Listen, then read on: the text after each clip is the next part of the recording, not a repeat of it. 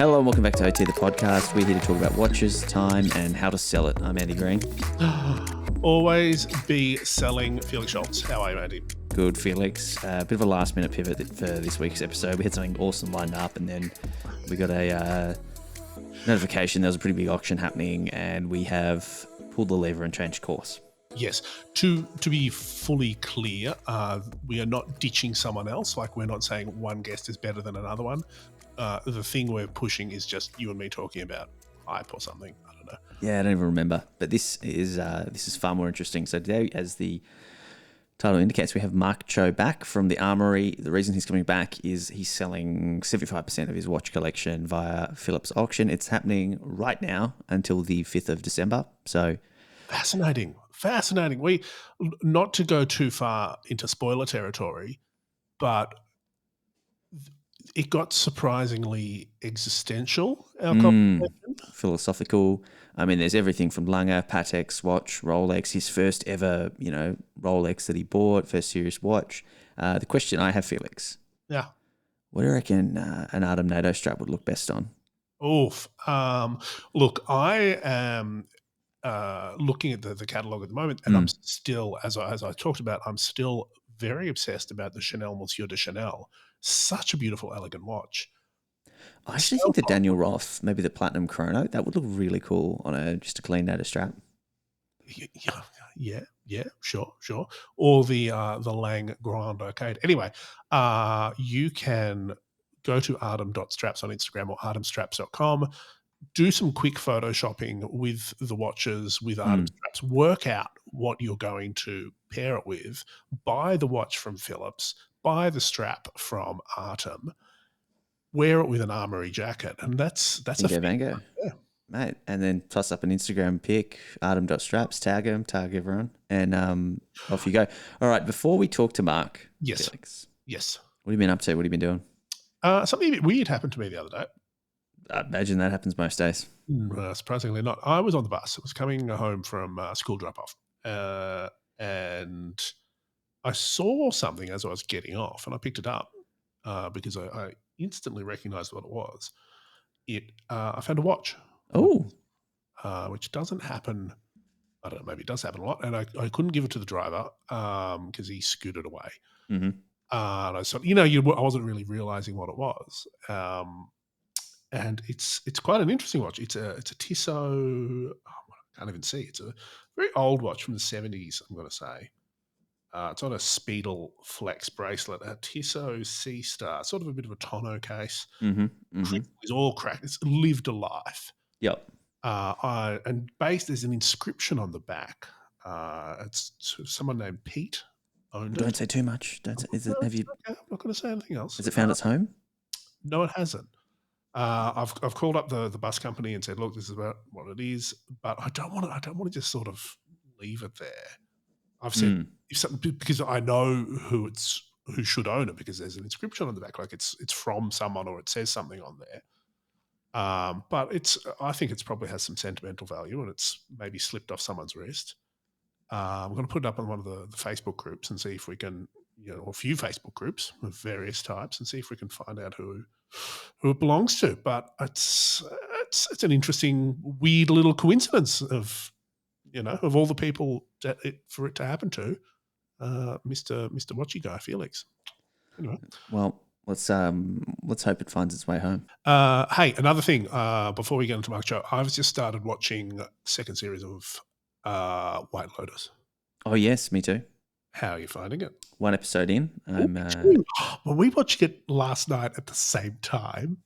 I watched it probably 2-3 weeks ago when it first dropped, but I haven't. Then I realized it was one episode a week, and I thought I want to catch up. I don't want to have to wait like this. That's very good.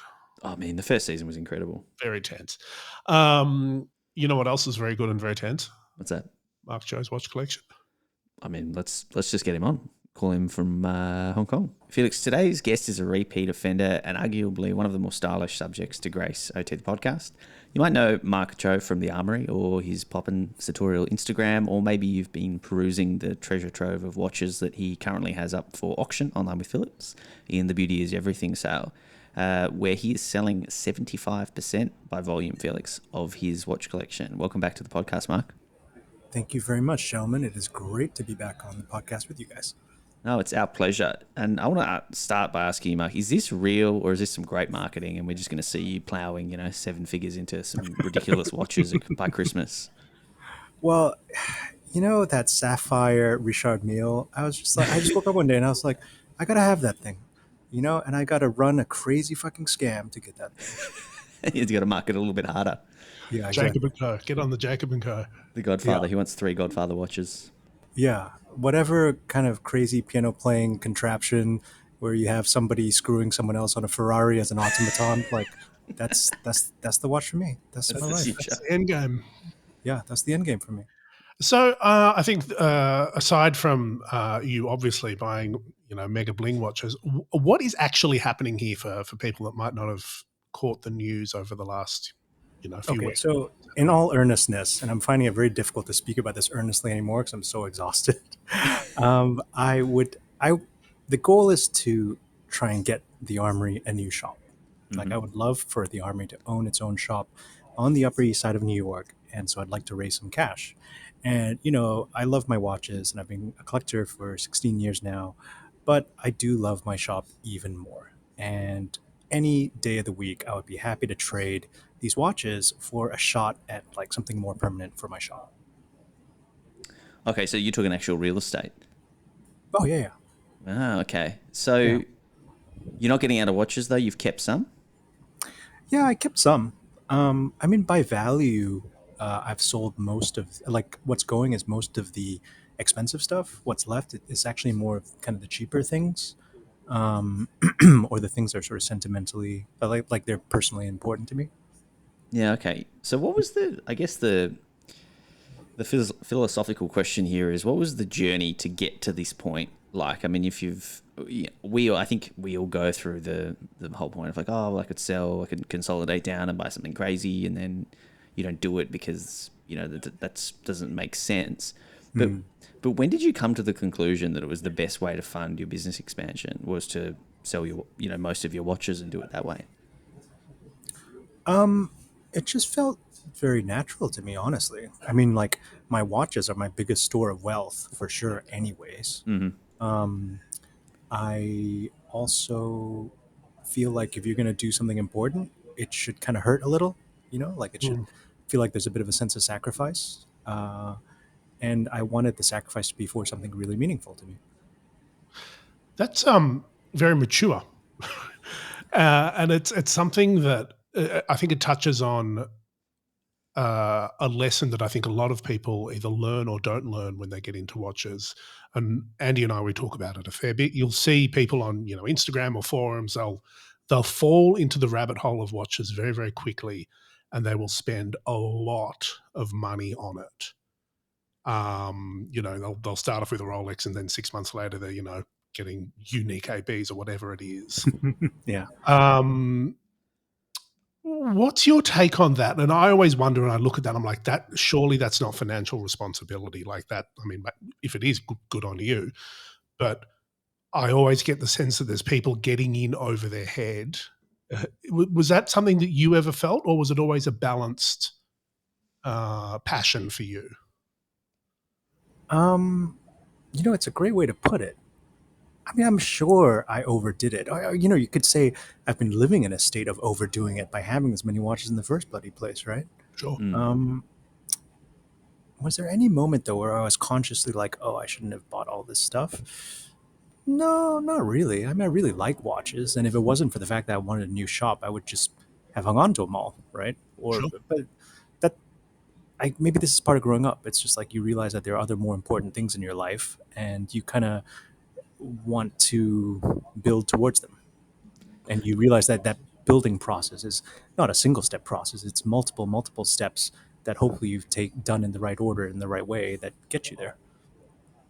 Yeah, and it's priorities, right? It's sort of like, reading the article you did for Rob Report, it's sort of, you could go borrow money and that's going to cost you money. You could get investors and that's going to give up part of your business, or you could look internally and say, well, actually don't need these 65 watches. Why don't I auction them off? And that'll, that's the best thing, and that'll get me into, Yeah. a position that will actually make me more money. So, I'm sure this auction is going to go amazingly. It's already live and running and off to a flying start. But is the end game going to be to get back into some nice watches? Is this you're just playing the long game here, or do you think you've Oh, done I that think part of your journey? no, no, no. I think I will collect watches the rest of my life. I mean, that's just part of who I am. I love watches. I think they're super interesting, and especially like last couple of years, we've been getting into collaborations and stuff. So there'll always be watches in my life. I think though I'm probably much more going to adopt an attitude of just like catch and release, Mm-hmm. Nice. because there's a lot of watches that I bought a long time ago when no one was really looking at them and no one really thought anything of them. They're now really valuable. And I didn't buy those watches because I wanted them to be really valuable one day. And if anything, them being really valuable today is more of a detriment to me wearing them around. Like I just don't feel that comfortable wearing them around anymore. So I'm happy to just keep going along this path of discovery and finding new things. And if it gets past a certain point where it's like, oh, I can't wear this, it's just too expensive, I just let it go. And it funds the next like cheap and interesting watch. Yeah, and I think that brings up an interesting point. You kind of you talk about it when promoting the auction a little bit. You sort of said watches should bring you joy, not anxiety. Mm, Is that something absolutely. you've experienced? Perhaps as you mentioned, wearing a 5711 or a 15202 or something around the place. Like, what do you mean by anxiety? Well, I mean, there's anxiety in many different forms, right? Mm-hmm. Like, for instance, there are two watches in the auction that I never wore because I never had the heart to make the bracelets fit. So I have this old Patek Uh huh. white gold with a white integrated white gold bracelet, and this was back in the days when those things were not adjustable. So the Yep. only way to make them fit is you have to cut it and solder the buckle back on. Oh, And once you've cut it, you're not really going to be able to restore the original length ever again. So it's like a big commitment, right? And I Mm-hmm. could never pull the trigger. I was like, this thing is so beautiful, but if for some weird reason, like I end up disliking it, I would feel so bad that I've basically like made this watch unwearable to anyone else, right? And same for another Longa I have too. What about like safety, security? Did that come into play at all?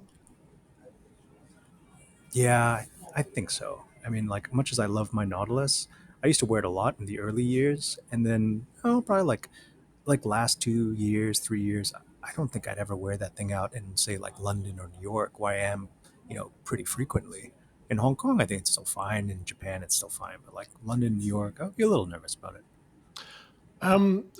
so you've mentioned that you're keeping some watches. I want to sort of dig into your process a little bit. Hmm. How did you decide what stays and what goes?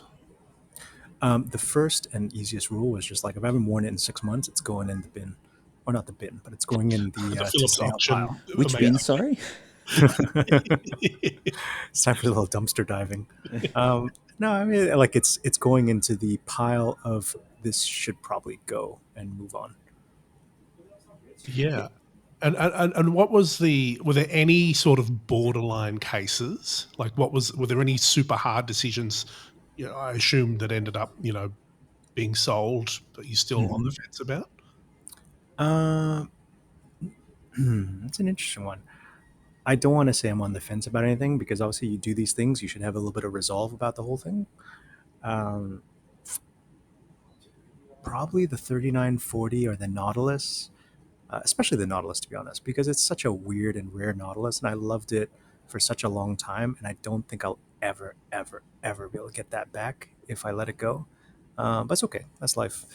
And actually, because this is quite a personal auction, Mm. there was a little bit of sort of maybe like a little bit of a worry that people would think, oh, this is just some guy selling his stuff, right? Mm. Whereas, like, I really wanted people to realize this is a very personal thing for me. And so I put in watches that don't meet that 6 month guideline and that are actually sentimentally like quite important to me. So things like, for instance, my first ever Rolex. This was a Rolex Explorer that I bought at Heathrow Airport back in 2010. A lot of people don't realize this. I bought Drake's back in 2010. People think I did it later, but I actually have had it for 12 years now. Mm. And so I was shuttling back and forth between Hong Kong and London every month. And Michael Drake was still working with the company, and we were very good friends. And one day, Michael was like, "Oh yeah, a watch that I always loved was a Rolex Explorer." It's like, really? And he's like, "Yeah, I'm really excited because they just released a 39 millimeter version of it, and it was always 36 before." I was like, "Oh, that's cool," because Michael's a very big guy. He's physically like a big guy, so he can't wear 36 anyways. Sure. And because Michael kind of put the idea in my head, suddenly Rolex was on my radar. Prior to that, I was sort of like, "Oh, Rolex is interesting," but I wasn't really paying attention to it. I was more collecting like Omegas, IWCs, because they're also kind of cheaper, and there were a lot of interesting and funny, weird ones as well. Um, but because of his influence, I went and I bought a Rolex Explorer 36 millimeter at the airport, and I Mm-hmm. loved that watch. And that watch stayed with me, for the last 12 years, kind of as Drake's grew, as the Armoury grew. And in fact, I even managed to help Michael get that 39 millimeter Explorer that he always wanted too. In fact, this was like back when, so Michael bought it through me via a Hong Kong dealer. I even managed to get a 10% discount for him. And I finally delivered to him in London, and he couldn't wear it because at the time the 39 millimeter Explorer was so new, they didn't have replacement links yet. Ah, And Michael's wrist was too big for the bracelet. So he socked it away in the drawer for like another 6 months until Rolex would sell him the links to make the watch big enough for him to wear on his wrist. I have a great portrait of him on the website that I built for the auction. If you guys get a chance, go check it out. He looks great in it. He's wearing that watch. yeah. I mean, we've been on the website all day. It's the beautyis everythingsale.com. I'm The looking beauty at it in now. everything. The beauty in everything. Sorry. Yeah, the beauty in everything sale.com. That's right. And the Explorer is the first lot, I think. There you go. There he is. Yeah, I Pull it just thought it'd up. be a nice way to open up the auction. It was interesting, like thinking about the order of these watches, and I guess I had an idea, but I never fully appreciated how difficult it is to organize the sequence of these Mm, things. Yeah, Um, right. because my sequence is very different from Phillips's sequence. We go to the Phillips auction site, like the 3940 is the first lot. Whereas for me, because this was sort of a more personal angle, this is I where it decided to started. make the Explorer. Yeah, exactly. So I made the Uh, Explorer the first lot. And I mean, this website is interesting in itself because you do go through, you tell the whole story of basically every lot, Yeah. in long, short form. And there's some really kind of, I mean, the photography is lovely. It's quite an exceptional Oh, thanks. Yeah, we did it. So it experience. was like me and my colleague Edward. We shot all of this stuff. Man, it took so long. Gotta, That's hopefully. I mean, sorry to jump in there, Andy, but I mean, it's like a photo essay. yeah, it is. Hopefully, you keep the hosting up for this website, so it's kind of like the collection is still with you, or that moment is still with you in a way. Yeah, that was an interesting. That's something that I kind of realized myself too. Was that honestly, the memory of these things is is sufficient. I don't Yeah. actually have to have the physical thing. Like the fact that I can tell the story about Michael is like actually just as good as having the watch itself. Yeah, I mean, this brings up a really kind of interesting point here that I'm sort of trying to grapple with this concept a little bit because a lot of these watches, like these are a big deal. So it marks a big milestone, and you're sort of selling it, and there's nothing wrong with that. In fact, I think you've mastered like the art of letting go. There's probably a book in here or something for you.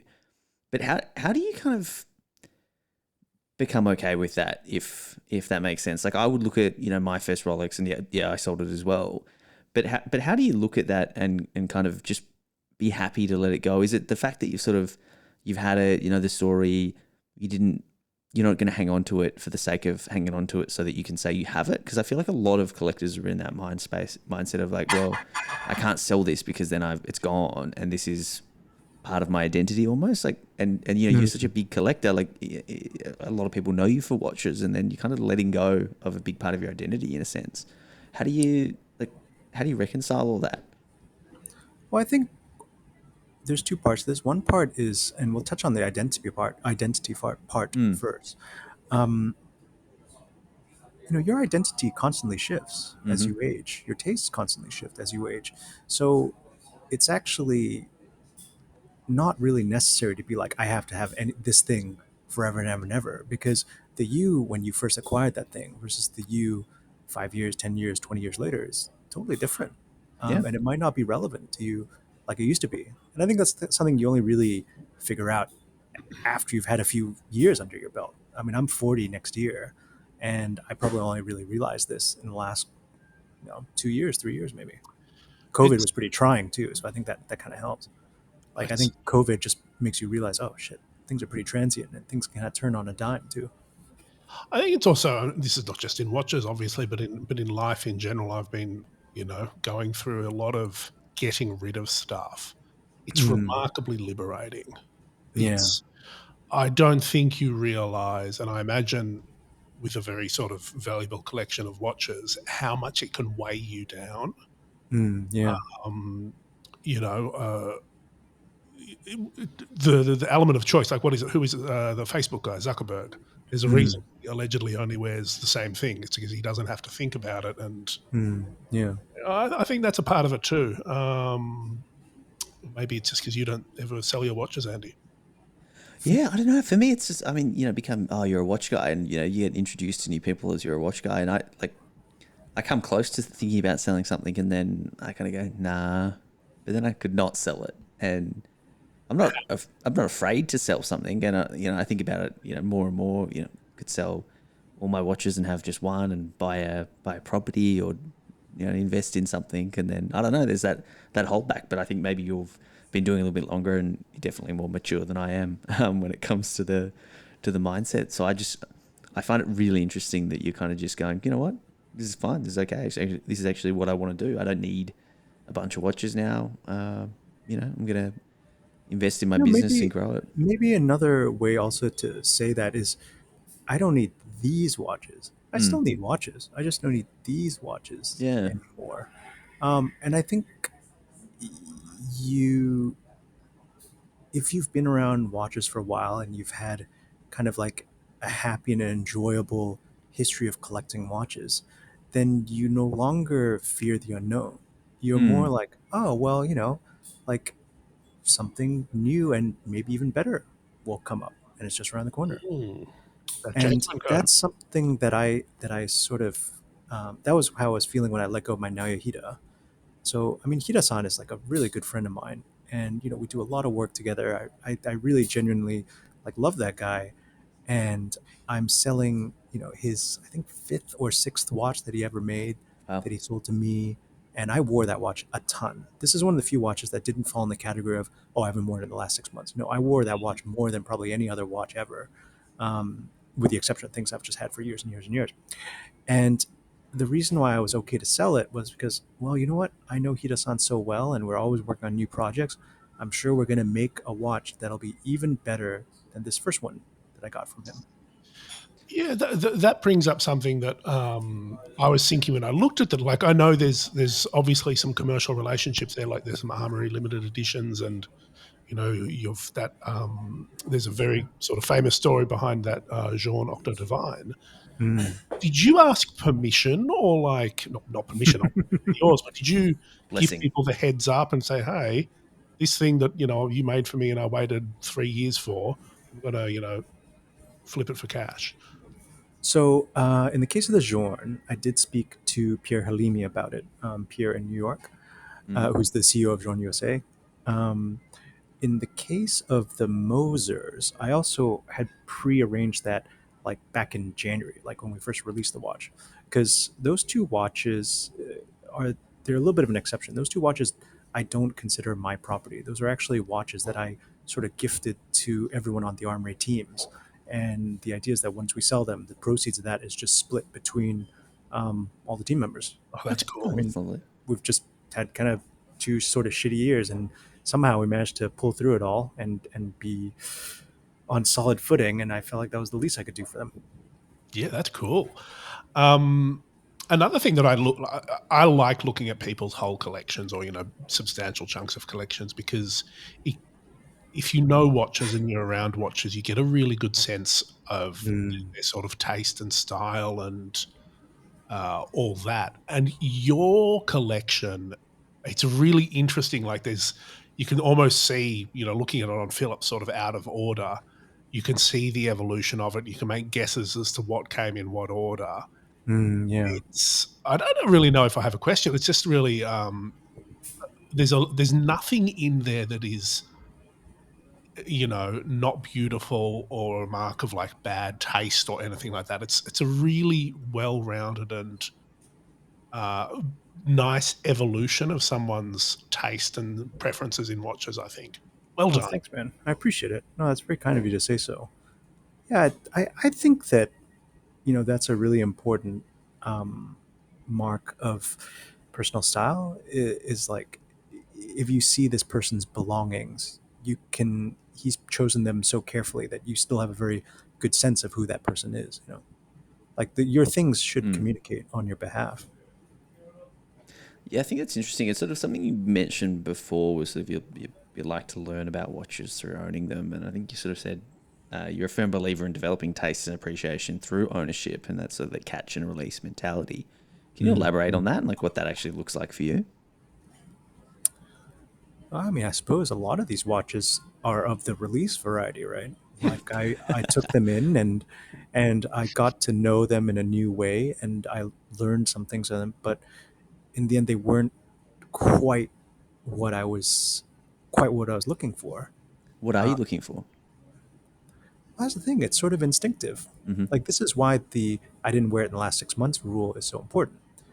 Because I can't really describe exactly why I didn't wear it the last 6 months. I just know I didn't wear it in the last 6 months.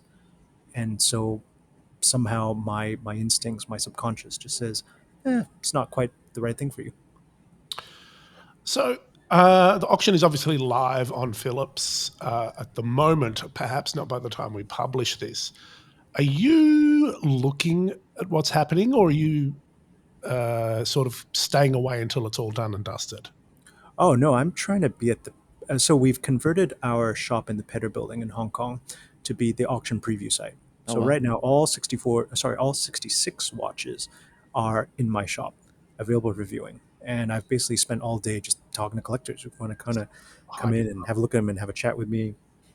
And it's been really fun to just kind of give them a little bit more insight into these things. Like I had a gentleman earlier and he was interested in Langas, and he really was interested in the Langa one, the soiree with the mother pearl dial and the Wellendorf bracelet. And he was like, "Oh, but it's a little bit big." And I was like, "Have you looked at the Saxomat?" I was like, "No, I don't like modern Langas and Saxomat's two blade, blah blah blah." I was like, "Please give it a chance, have a look at it." And I flipped it over because he's the sort of guy who really appreciates craftsmanship. And when he saw the movement of the original Saxomat, he's like, "Oh, I get it now." And I was like, "Yeah, like this is why I bought it, because like that original movement on the Saxomat is not the same as the modern one. It's really great." And now he's kind of changed course. And I love being able to have these sorts of moments with people. I think it's awesome. Sort of just live converting people in the store. Have you had someone sort of come in and have a chat with you, and then you just see the bids start rolling in? Yeah. I mean, that's one of the other cool things is that, you can literally bid on the spot. You just do it on your phone. And how do you feel about sort of you said, I'm guessing you've had this, or assuming you've had this in the works since, the last 6 months or at the start of the year, if it involves the Moses. I think that was January or February you released those. Obviously, the market, is a bit softer and it's sort of an interesting state at the moment. How does that make you feel about like the prospective results? Do you care? No, I don't really care. I mean, none of the stuff I bought was the stuff that was kind of hard hit during this correction. Frankly, I'm just glad people are paying more sensible prices for these things, anyways. Also, I mean, given that I'm looking to trade out of watches and into a piece of real estate, right? Yeah. It's kind of like if the watch market is soft, the real estate market's soft too. So, in relative terms, it doesn't actually change my position at all. And I'm glad that the market's just less frothy. Like when it was so frothy, there was so much kind of like frenzy and anxiety, and it was not a good vibe. I didn't like it. Yeah, 100%. It was very, yeah. I think a lot of, certainly I've been struggling to maintain interest in watches because of it. Yeah, and I'm glad it sort of seems to be settling down.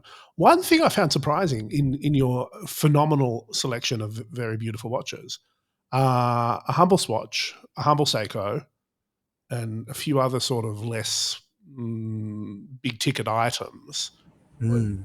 Why sell them? Were you not tempted just to sort of gift them to someone or just keep them there? Well, in the case of the swatch, that was the Damien Hirst Mickey Mouse Mhm. Spot swatch, which I think is just a very cool watch. And it also sits really well with the Gerald Genta Mickey Mouse. Ah, yes. Mhm. Yeah, so that was like, it was just cool to see them as a pair, and I thought people would kind of find that fun and appreciate it.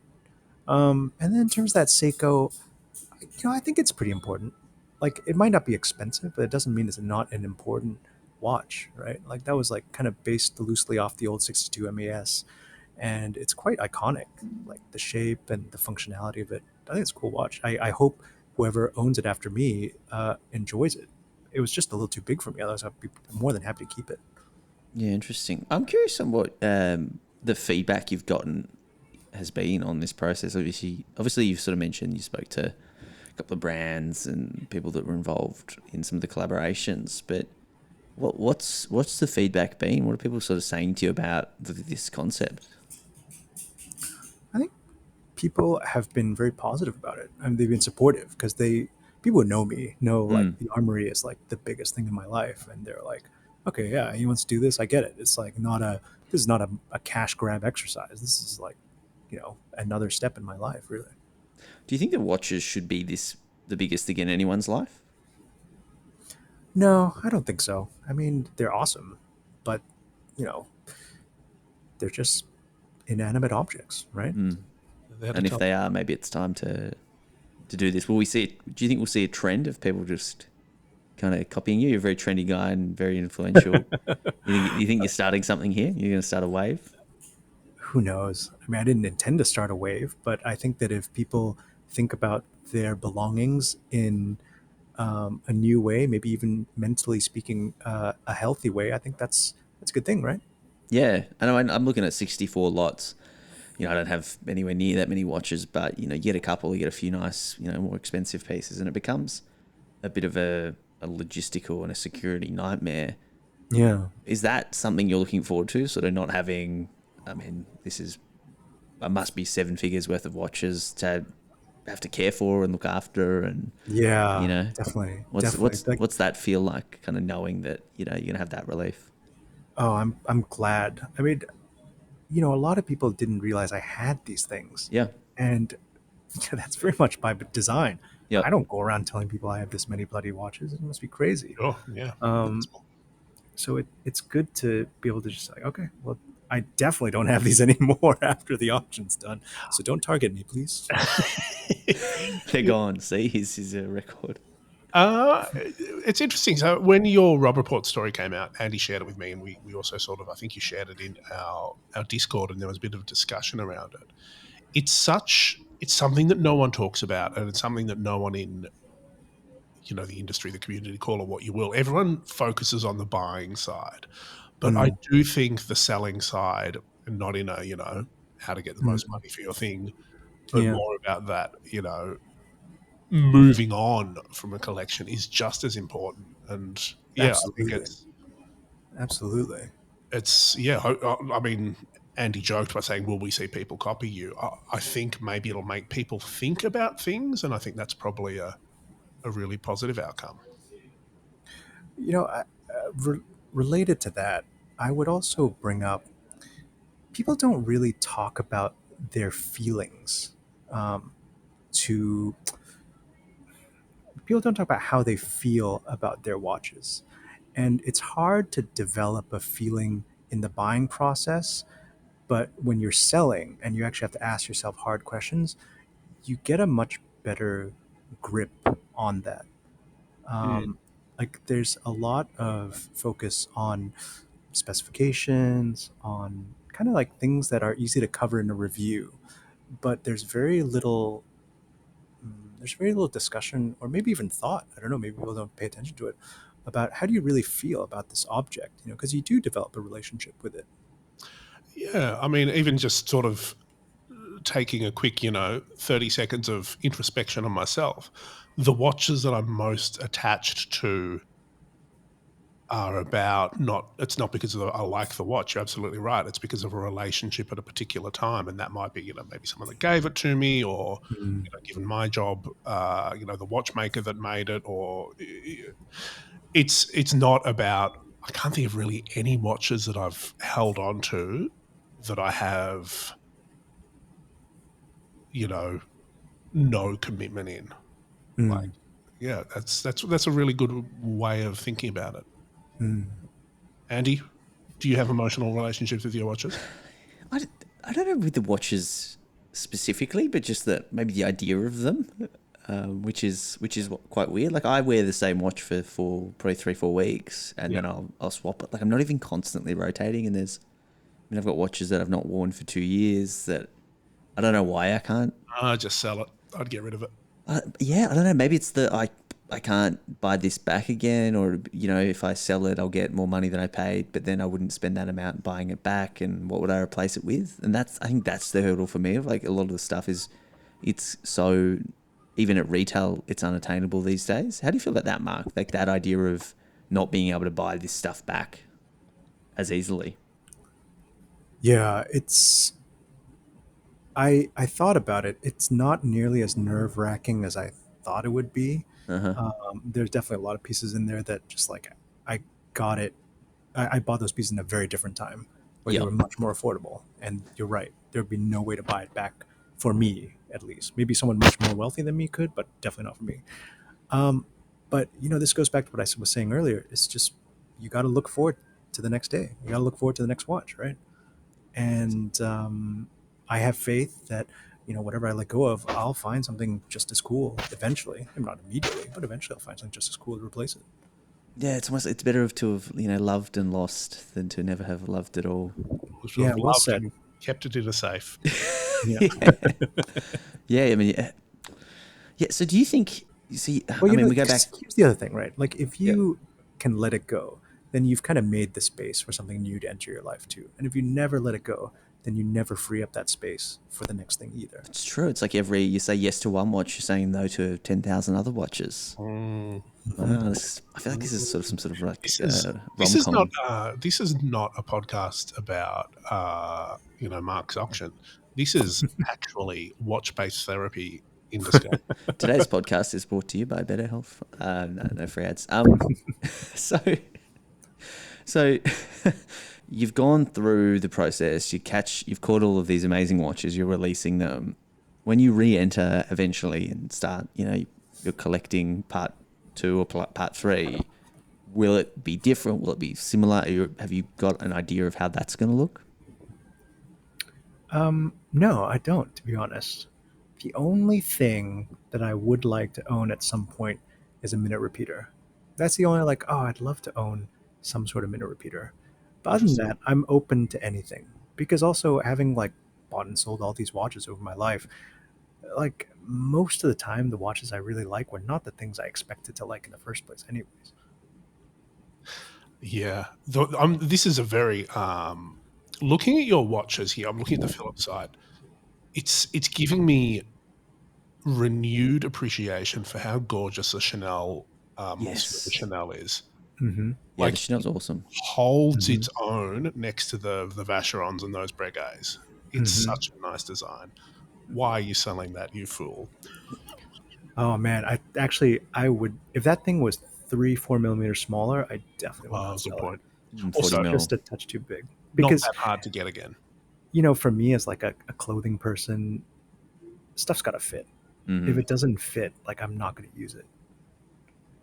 Yeah, well, that's sort of your big philosophy. You started the small watch, that revolution of small watches, and now you're starting to sell the whole collection and move on and do other stuff. So I'm keen for the third wave of Mark Cho. The Marie Kondo it's not the watches. The Marie Kondo watches. Oh, God. Don't knock it till you try it. It's sort of happening. That's good. Does it bring you joy? Does it bring you joy? No. Marie Kondo X watch brand. Yeah, I think you guys are the last podcast I'm doing, which I'm very glad to be doing with you. You're done after this? Seriously worry about the internet hitting peak Mark Cho. You know, we I'm had you like, on are last people time. sick of me yet? No. Because I'm sick of myself. I went to my tailors the other week, and they were like, "Oh, you have Mark on," and we had you on last year or something the year before. They're like, "Oh, we love him." Like forums, WhatsApp groups, like you're big, you're around, and not on. You know, it's Man. like, I mean, it's mainstream, but it's also not like in those like niche community areas. Oh man, that makes me nervous. Yeah, It's yeah, always they loved pride you. comes before the fall, you know.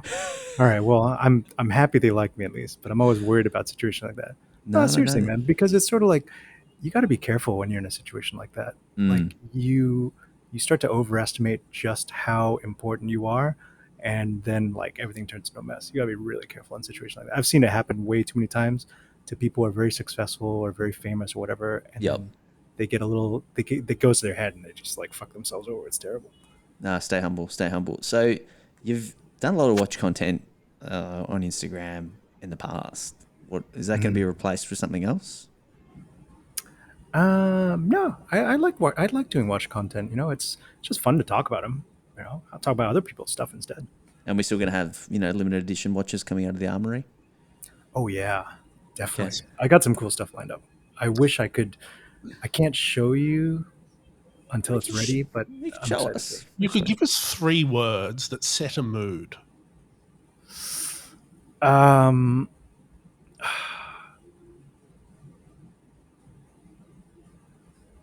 I don't know. I can't. I can't. Oh, I actually wow. have exactly 3 words, but the problem is they're two. Once I give you the 3 words, you'll know exactly what I'm talking about. So I Protect, can't. leap, repeater. Tell us offline. Okay. When we'll stop recording, and we won't leak it, we promise. Look, so Okay. Mark, it's been wonderful talking to you, and we will link everything up. And even if the auction is over by the time you're listening to this, do look at it. I mean, it's worth, you know, sort of appreciating these objects as a whole and reading some of the stories behind them.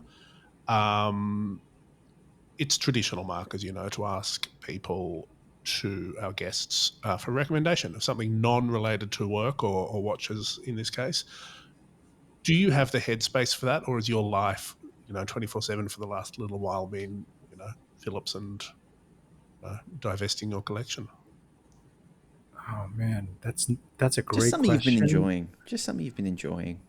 Book, movie, podcast. Well, let's see. I mean, there's a pretty good book I read recently, "Noise" by Danny Kahneman, which is about um, the inability to make consistent decisions and then like factors that affect that. Okay. That was pretty interesting. Felix's Uh, Christmas present is sorted then. Oof. yeah, Rude. I feel like I got better stuff, but my brain is so frazzled from making that website because it was like 15,000 words, you know, across It's a like lot. all the Whoa. notes I wrote for every watch, and then the little essays I wrote on top of that, and then the big articles I wrote on top of that, as well as like all the interviews. I'm like, my brain is fried. I'm really looking forward to like taking it easy after this auction's over. That's a labor. Sorry, guys, a bit of a disappointing reply. I apologize. No, no, no, no. I mean, that's, you know, I mean, a beautiful way to say goodbye to, you know, these little tiny objects. Yeah. Oh, one last thing though, just in case this does make it before the close of the auction.